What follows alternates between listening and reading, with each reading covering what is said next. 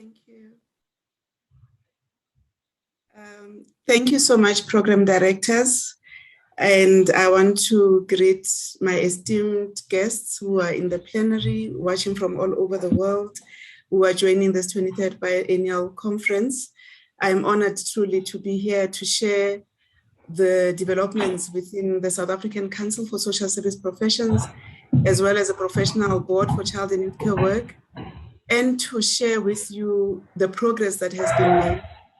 I'm just going to ask the program director to allow me to share my screen so that I can share with you my presentation.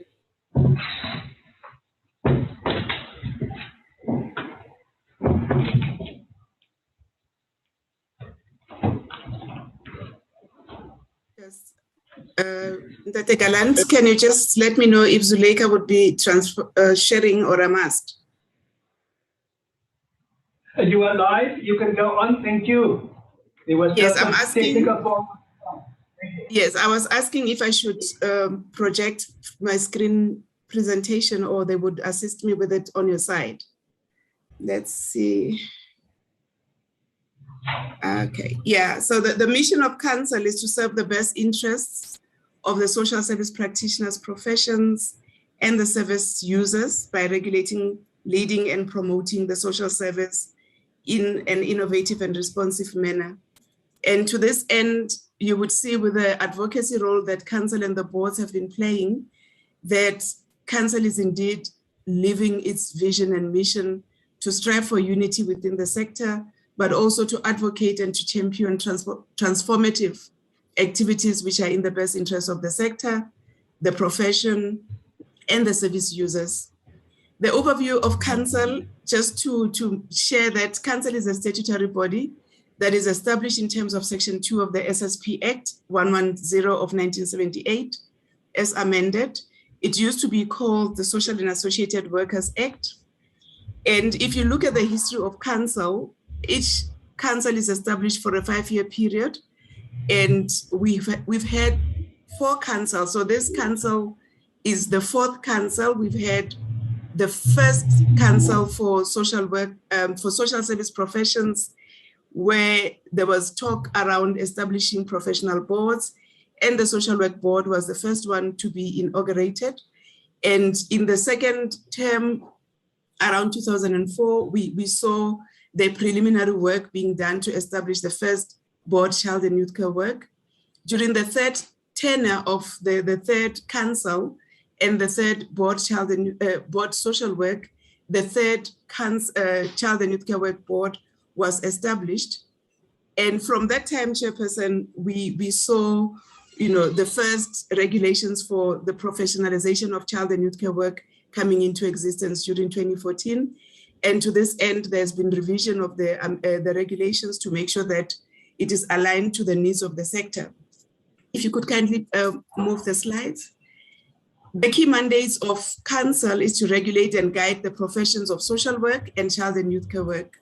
There are 3 key mandates which focuses on education, training and development, for example, the setting of norms and standards, and registration department, which deals with the development of regulations, keeping a register of fit to practice practitioners, issuing certificates and licenses to practice, and the professional conduct division that handles code of ethics, monitor compliance, and ensure that declarations are taken as part of the oath-taking ceremony at universities and training colleges.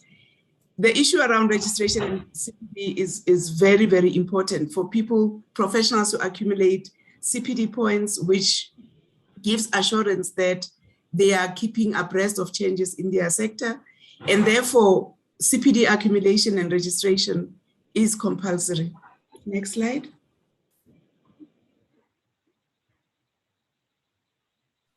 Okay, I've already talked to the history. We've had 4 councils, each with a 5-year tenure.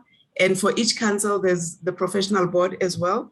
And I've just summarized to say with this 4th council, they've been inaugurated in 2016 for a 5-year period, which has been extended graciously by our Honorable Minister Zulu to 2022 June. Next slide. The South African Council of Social Service Professions has been accredited by South African Qualifications Authority to have the statutory mandate over 3 designations: social work, social auxiliary work, child and youth care work. So you would see with the designations that with each board, you would have, the main designation, which is your umbrella designation, social work, for example. Within social work, we have social auxiliary work, and they are operating at the auxiliary level. And we've got specialists in social work, different categories, as well as the student social work category. For child and youth care work, we have similar categorization, child and youth care at auxiliary level. And we've got the professionals, and then we have student at both higher education institution as well as further education training colleges. Council has a legal mandate, which is embedded in Chapter 2 of the SSP Act 110 of 1978, which states that unregistered persons cannot practice the professions in respect of which professional boards have been established. Section 15 specifically talks to either practitioners who would, for gain directly or indirectly, or purport to be registered when they are actually not registered. They cannot be allowed to practice without being registered unless they have been registered with the professional board or within the Social Service Professions Council. So it is very important that this legal mandate is respected and complied with. You will see in the future slides where we're talking to challenges, where we're highlighting some of the problems that the board keeps on monitoring to ensure that fit and properly licensed people are practicing the profession or are filling designated posts which are advertised. Next slide.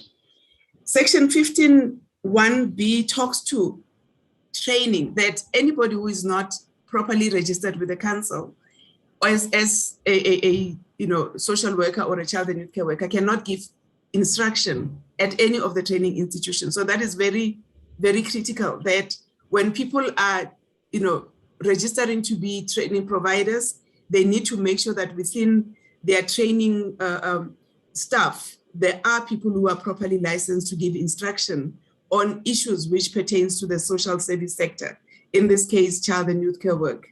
Next slide, please.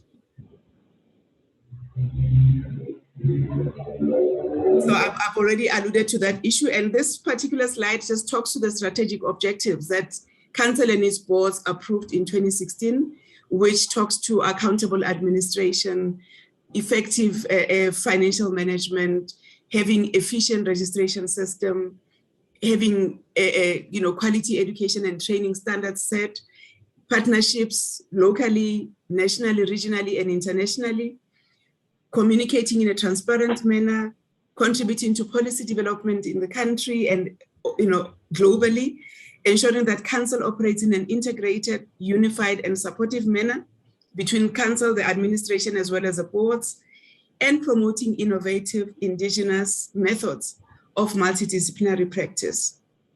Next slide. The objects of Council talks to protection and promotion of the interests of the professions in respect of which professional boards have been or are to be established. We're currently busy with working towards professionalizing the community development sector. So we have 2 professional boards. There will be a 3rd professional board. We also look at maintaining and enhancing the prestige, status, and integrity and dignity of the professions, advising the minister in relation to matters affecting the professions, determining on the recommendation of the professional boards, the qualifications for registration of persons practicing the said profession. So Council has an oversight role to play, supported by the professional boards. Next slide. To regulate the practice and registration of persons practicing the professions, to determine the standards of professional conduct, to assist in promotion of social services in the country, to promote the standards of training, to promote and regulate interprofessional liaison in the interest of the public. So those are high-level strategic objects of the Council as enshrined in the SSP Act. Next slide. And you would see when I go through the other slides that actually the board has got separate objects which builds into the objects of council. The Professional Board for Child and Youth Care Work has committees and task teams. The committees are one, aligned to the mandates of council. So you've got Education, Training and Development and Professional Conduct Committee. The third committee for registration is actually a measure of representatives from board social work and board child and youth care work. It is a Section 10 committee of council. So you would not have a registration committee at board level. It is sitting at council. Task teams include one on continuing professional development, norms and standard setting, ethics, learning material development, and reviews. These are very critical task teams because they assist the boards to deal with board and sector specific issues. Next slide. The objects of the board, which are found in Section 14B of the Act, talks to consultation and liaisoning with other professional boards and relevant authorities on matters affecting the professional board, child and youth care work. They promote social services to the population of South Africa on a national basis. They control and exercise authority in respect of all matters affecting training of persons in child and youth care work sector and the manner of the exercise of the practices pursued in connection with the CYCW sector. The maintenance and enhancement of the dignity and integrity of the professions. They also guide the professions falling within its ambit to protect the public or the end users, communicate to the minister matters of public importance pertaining to the practice of child and youth care work. Next slide. Further to that, they also determine the minimum standards for education. They promote liaison and cooperation with training institutions in the field of training as contemplated and regulated, and promotion of standards for such training, appointment of moderators and examiners to conduct examinations and grant certificates, and charge the prescribed fees in respect of such examinations. Also to promote the development of specializations and postgraduate qualifications. We also have general powers of the boards. Next slide, please. Which further supports, the objects. It is found in Section 14C of the Act, and it says, subject to prescribed conditions or circumstances, the board may direct the registrar to remove any name from the register or to restore thereto or suspend a registrant from practicing his or her or them or their profession, approve training schools, determine minimum standards for education and training of the professions within its ambit, including continuous professional development of persons practicing the profession. Next slide. Council's advocacy role. In this 4 years that council, or actually 5 years that council has been in existence, it has mobilized for the recognition of SSPs as essential workers. And we've seen also when COVID hit our shores that council continued to advocate for recognition of all social service professionals as essential care workers, unlocked funding opportunities to source protective clothing and protective equipment during COVID, which was used to support our nonprofit organizations.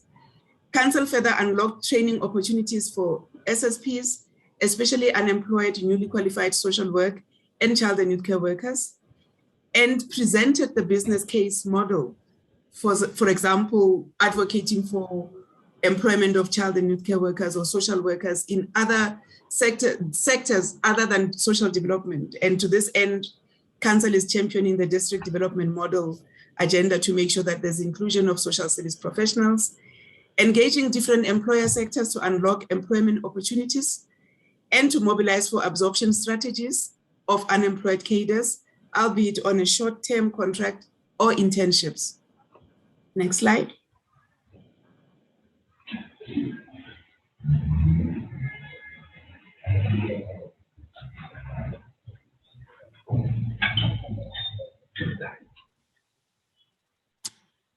Council continue to source funding to strengthen the social service sector, service workforce through training. For example, to this end, we've been advocating for training on COVID-19, psychosocial support, gender-based violence, prevention of sexual exploitation and abuse, mental health, trauma debriefing, looking at currently our COVID-19 situation and the aftermath of COVID.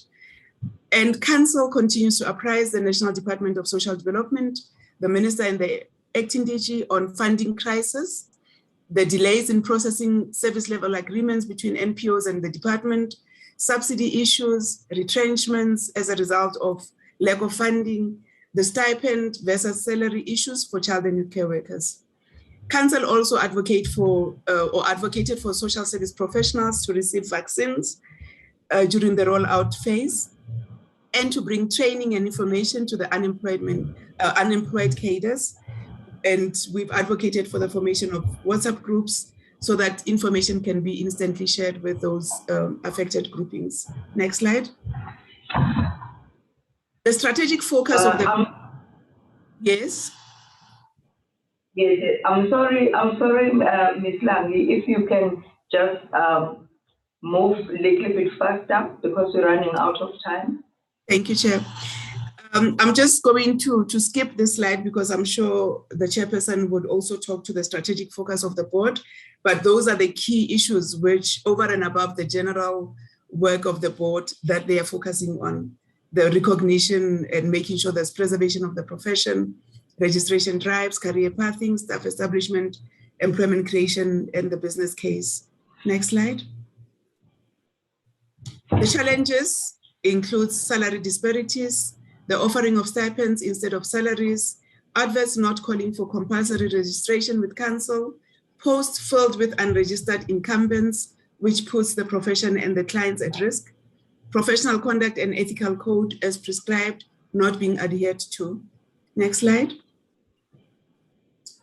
Employers' non-compliance to adverts, not having enough child and youth care workers at professional level to assume management positions or supervisory posts, inconsistent payments of stipends and subsidies to NGOs who employ child and youth care workers, lack of access to higher education to improve employability of cadres at a professional level, safety and security issues, especially working in secure care centers. Next slide.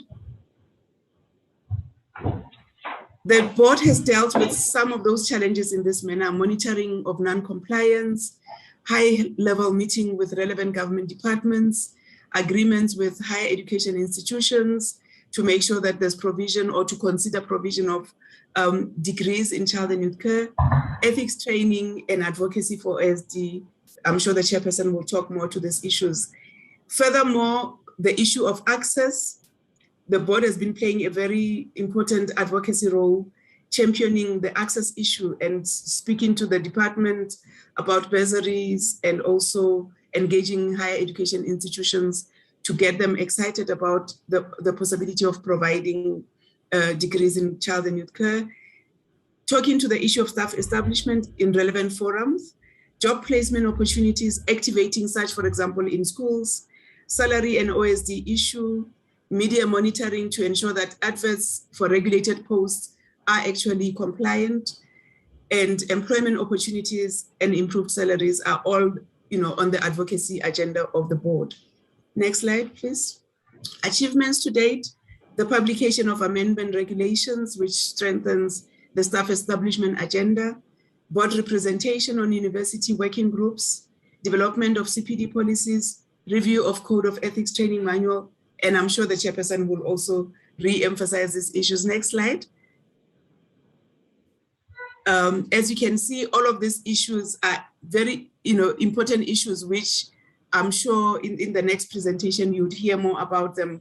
Launching the COVID-19 training manual, making sure that we've got trained pool of trainers who can facilitate these manuals, reviewing and approving the learning material for further education at the auxiliary levels, and of course, starting to do more virtual roadshows or webinars to address the issues of national importance. Thank you, Chairperson. I think this will be my last slide, and thank you. Thank you. And thank you for the opportunity to present at the NACCW conference on the progress of the professional law for child and youth care work. I just want to start off by introducing the board members, myself in the chair, followed by Dr. Lesiba Molepo, who's a deputy chairperson, of the professional board, Mr. Francisco Cornelius, Ms. Bessie Mercy Nkosi, Mr. Alfred Harris. We have Mr. Lucky Boy Robert Jacobs, Ms. Nompumelelo Mhlangu Lutuli, Advocate Joe Nalani, Ms. Patricia, known warmly as Mum Pat to us, Makina, and of course, Dr. Merle also. We would like to just pay tribute to our previous chairperson of the second and third professional board, Ms. Aziwe Magida, who served as chairperson for 7 years and had dedicated herself to understand child and youth care workers and child and youth care work and promote us. In addition, Magida continues to be a champion for us and continues to promote child and youth care wherever she is in her program. In terms of the number of meetings held over the past 2 years, we've had 8 formal board meetings and 1 special meeting, numerous bilateral meetings with very many key stakeholders. We have education and training task team meetings, 8 were held in this last year alone, and 1 professional conduct task team meeting. The registrar mentioned the section 9 and 10 committee meetings. There were 44 meetings that were held around broader issues held by the South African Council for Social Service Professions, and the professional board members were active in promoting the role of child and youth care workers and the voice of child care workers in these meetings. In addition, I just want to say that the Summit on the Crisis of the Child and Youth Care Sector was held in May 2021. I'm going to tell you a little bit more about that. This slide on our progress around regulations is possibly one of the most important slides that I'm going to present. And I'd like you to see that there are 11,653 child and youth care workers that have registered with Council. This is an impressive number demonstrating the need for child and youth care workers to professionalize. And what's interesting about these figures is that 8,044, which is 69%, are child and youth care workers functioning at auxiliary level. And if you look at the number of students that are going to come into that number, there are 3,167, which means 27% more of child and youth care workers are coming into the auxiliary level. Our concern as a board, and I think should be a concern as a sector as well, is that we only have 166 child and youth care workers registered at professional level. And with a smaller number, impressive nevertheless, 276 student child and youth care workers at degree level, at professional level that are studying at the moment. But this does not actually augur well for the field. We need to develop the professional category in a much more rigorous way, and the professional board is well aware of this. The slide is also interesting if you look at where are the large numbers of child and youth care workers provincially. If you look at Gauteng, Gauteng has 32% of the child and youth care workers, followed by KwaZulu-Natal with 22% of our child and youth care workers. Interestingly, in KwaZulu-Natal, you can see that they have the largest number of professionally qualified child and youth care workers. And that points out to the fact that the DUT, the University Degree in Child and Youth Care Work, is contributing to the professionalization of the field. And we hope that other universities of Johannesburg and UNICAF come on board to strengthen the professional development of the field. Of course, we've got anxieties in places like Eastern Cape, where we know there are large numbers of children requiring child protection services, that we only have 6% of child and youth care workers, and with a very small number, 7, that are at professional level. So the question is, where are the supervisors and where are the lecturers and facilitators? So this slide is an important one to hold. Our challenges from the registration process is, and I think it's known to everybody, late registration by childcare workers, incomplete registration forms, application forms with no accompanying documents, proof of payment, not accompanying applications. However, child and youth care workers do also experience challenges in accessing South African Council for Social Service Professions registration staff telephonically. There have been lots of concerns about that, or in person to address queries and delay certificates. The board is aware of these concerns, and a small task team, including representatives from the council, from the professional board, and from the registration division, with the oversight of the registrar, has been established to focus on these challenges as a priority. And we will give you information of where you can send your concerns. In terms of education and training, the achievements have been the advanced negotiations with universities on the development of the child and youth care degree, UJ, UWC, and UNISA in particular. We just want to say that this has not been with a lot of challenges for the board.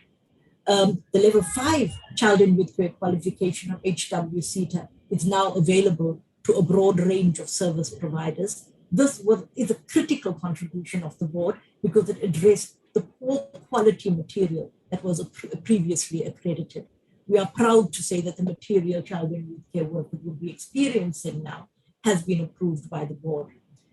Only child and youth care workers also are accredited as facilitators for level 5 training to ensure that the subject matter expertise is there for training that child care workers train child and youth care workers. And it also creates an opportunity for child and youth care workers to aspire to become lecturers and facilitators.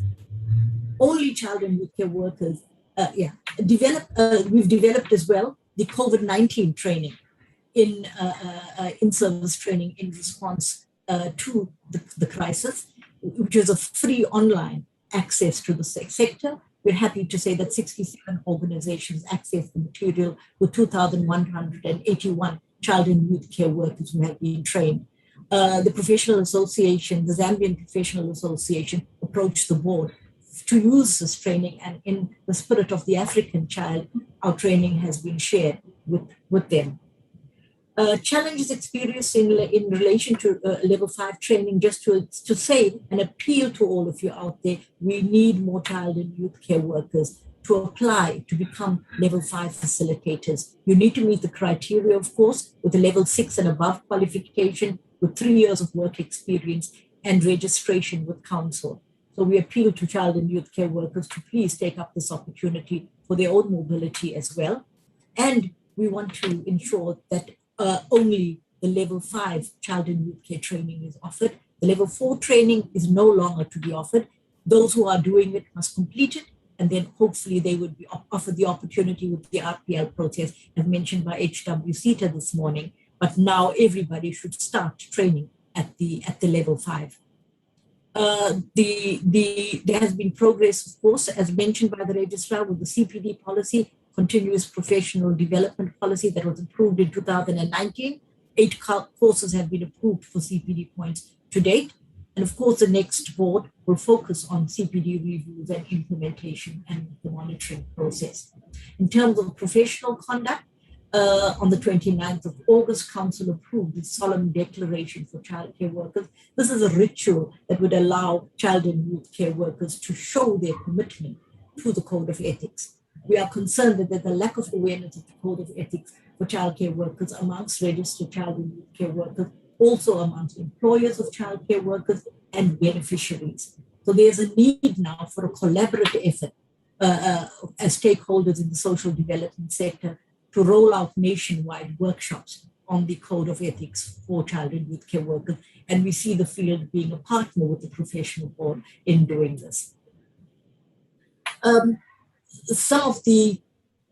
Despite some of these achievements, 4 challenges in the professionalization remain. Inequities in the occupational specific dispensation for childcare workers compared to social workers and community development workers, and that glass ceiling on employment opportunities for child and youth care workers is still a concern. The lack of enforcement of the regulations requiring child and youth care workers to register at national DST and at provincial DST is still a concern. The lack of a directorate or positions for child and youth care workers at National Department of Social Development to drive our transformation in the profession is required. We need champions at the National Department to spearhead and bring energy to the professionalization and the issues linked to child and youth care progress. We are concerned that advertisements for child and youth care managers, child and youth care center managers require social workers, but does not include child and youth care workers as well. We know that there are many child and youth care workers amongst us here who are very capable of of being managers of child and youth care centres. We were also concerned that there were many qualified NGOs and CBO childcare workers that earn stipends, not salaries. This is a huge concern for the board.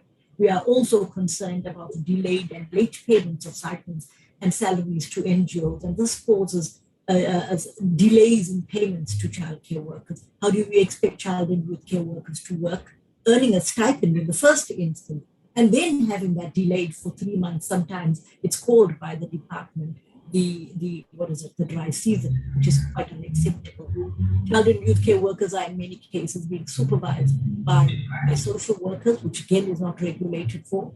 DST recruitment processes often do not specify registration with council as a requirement, which it is. There are very few tertiary institutions offering child and youth care education. As the registrar also mentioned, there are few bursaries for child and youth care workers for degree studies, very few compared to other social service professions. There's the exclusion of child and youth care workers in internship programs, and that was between the HWCTA and the department. But the HWCTA seems to have moved forward, and we'll share more about that. And too few childcare workers at professional level with limited opportunities for child and youth care degree studies. So these are the concerns, and this resulted in the professional board holding a stakeholder summit on this crisis. It was felt very clearly that we need more support to fight this battle. We needed to bring on board DPSA, universities, higher education, unions to come on board and understand our crisis. So this summit on the crisis of child and youth care sector was convened on the 6th of May.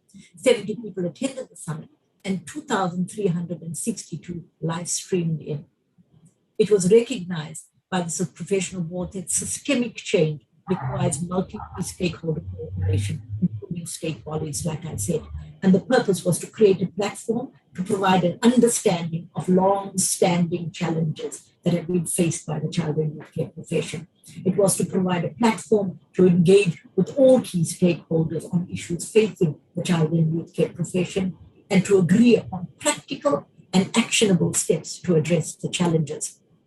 The outcome of the Stakeholder Summit was that 3 thematic groups were formed to address the challenges: the occupational specific dispensation task team, the higher education task team, and the district development model task team focusing on community child and youth care workers. The OSD task team had 3 formal meetings since then. National DST has developed a project plan to review and enhance child and youth care human resource issues. National DST is responsible for driving and implementing this plan in consultation with the child and youth care sector and the other stakeholders. The OST job descriptions for child care workers have been reviewed and are now aligned with the scope of practice for child and youth care workers as regulated by the professional board.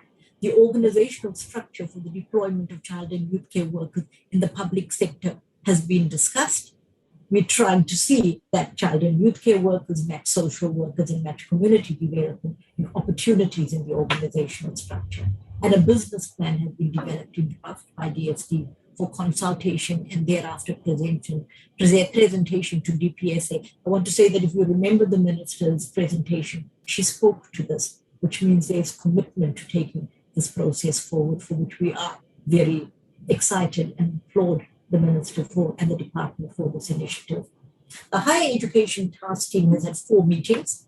The task team is finalizing what's called a learning pathway document, demonstrating the articulation or the movement of auxiliary child and youth care workers into the child and youth care professional degree program. And we are exploring the appetite for a portfolio development course articulating auxiliary child and youth care workers into the child and youth care degree. This is an innovation that we were looking at taking forward. And of course, supporting UNICAF now, which is critical to appoint a consultant ASAP to fast track the development of the child and youth care work degree. We are aware that in all provinces, a UNICAF degree would create access for our thousands of auxiliary child and youth care workers to access a distance education degree immediately for their benefit. And we are also looking at developing the RPL policy for auxiliary child and youth care workers, obviously in partnership with HWCTA and the Department of Social Development, and explore funding options with higher education for grants and HWCTA funding that come in to strengthen the mobility of child and youth care workers into the professional sector. With the district development model, the task team met twice and had one high-level summit, including the Minister of Social Development and representatives from COCTA. 49 attended this and 293 live streamed in. We are promoting the value of the child and youth care workers in the implementation of the district development model. This was demonstrated through a case study on child and youth care workers in the community, the Circles of Courage program. And the task team disaggregated the registration data right to district level, demonstrating the demand and the need of childcare workers in different provinces. What is terribly sad is there are districts around the country where there is no child and youth care worker, and these districts have many children and many children requiring child protection. We are building up a business case for the deployment of child and youth care workers within the district development model and in the best interests of children at community level. So a key positive result from the summit was that there will be an MOU between the council and COCTA to be finalized, and that will integrate all social service professions, including child and youth care workers, into the district development model, and with appreciation to HWCTA, where supported school-based child and youth care interns being deployed in 5 districts in KZN, and hopefully integrated well into the district development pilot in eThekwini. So the last slide here talks about the priorities of the 3rd professional board to June 2022, where our term of office is over. We will continue with all the 3 task teams activities, and they will continue. A report back summit was postponed from the 29th of September and will be held on the 9th of November, and we encourage all of you to come to hear feedback on that summit.